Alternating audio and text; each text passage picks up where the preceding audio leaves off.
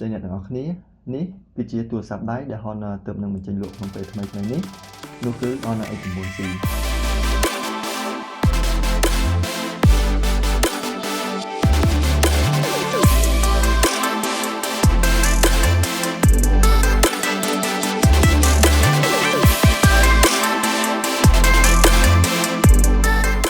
Honor X9C គឺជាបងធំនៅក្នុងត្រកូល X series ថ្ងៃសម្ពោធលក់ដោយដែលអ្នកទាំងអស់គ្នាបានឃើញគឺមានការតេស្តភាពធន់ភាពតាន់របស់វាជាច្រើនហើយថ្ងៃនេះខ្ញុំនឹងនិយាយពីចំណុចពិសេសផ្សេងៗទៀតដែលលើសពីភាពតាន់នៅក្នុងទូរស័ព្ទដៃមួយនេះចំណុចពិសេសទី1នោះគឺអេក្រង់ដែលវាមានរាងកោងហើយវាបំពាក់មកជាមួយនឹងអេក្រង់ AMOLED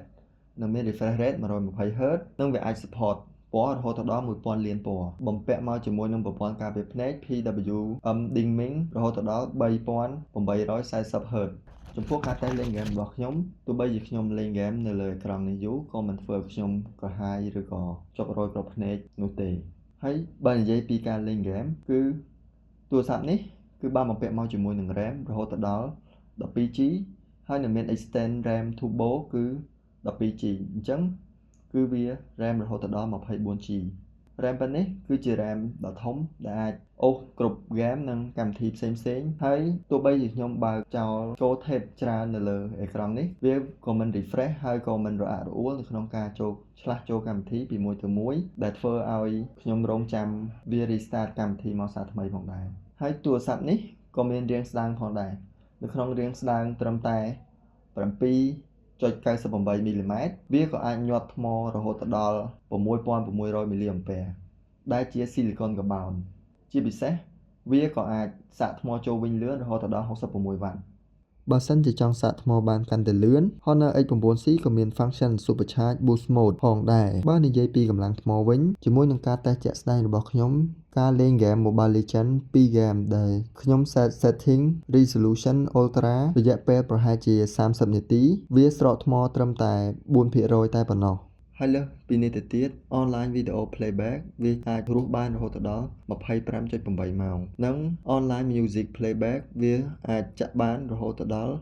48.4 ម៉ោងវាក៏មាន speaker stereo 2 គ្រាប់ដែលអាចបញ្ចេញសំឡេងបានរហូតដល់ 300% ទោះបីជាបើករហូតដល់ 300% ក៏វាមិនមានឮសំឡេងរ៉ែដែលធ្វើឲ្យយើងពិបាកស្ដាប់នោះឡើយ Honor X9C វាក៏បំពាក់មកជាមួយនឹងកាមេរ៉ាគោលរហូតដល់ 108 megapixel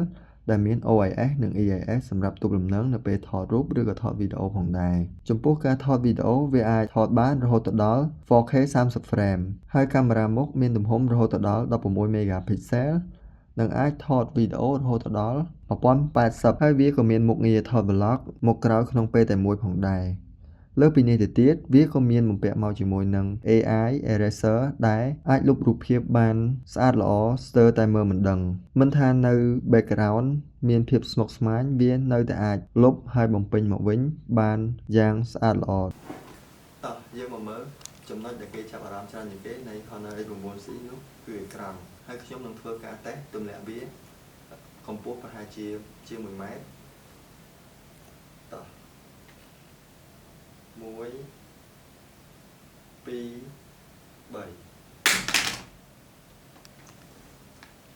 យើងឃើញថាអេក្រង់វានៅតែដំណើរការល្អហើយក៏អត់មាន